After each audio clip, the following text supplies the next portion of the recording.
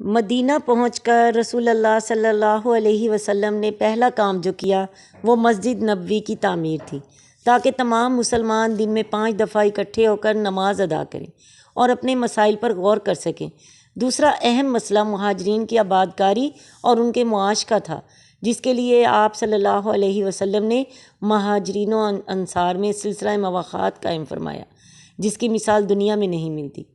اور تیسرا اہم مسئلہ مدینہ کی ایک چھوٹی سی نوخیز اسلامی ریاست کے دفاع کا تھا، کیونکہ اب مشرکین مکہ کے علاوہ دوسرے مشرک قبائل بھی مسلمانوں کو صفحہ ہستی سے مٹانے پر تلے ہوئے تھے۔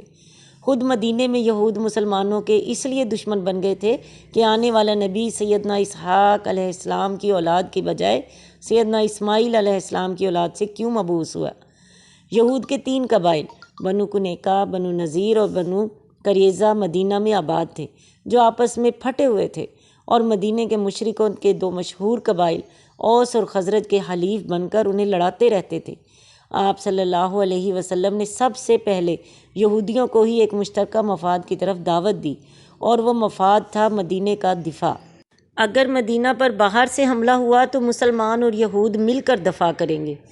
مسلمان اور یہود دونوں حصہ رسدی اخراجات برداشت کریں گے۔ مسلمانوں اور یہودیوں کے درمیان کسی طرح کے بھی جھگڑے کی صورت میں حاکم رسول اللہ صلی اللہ علیہ وسلم کی ذات ہوگی۔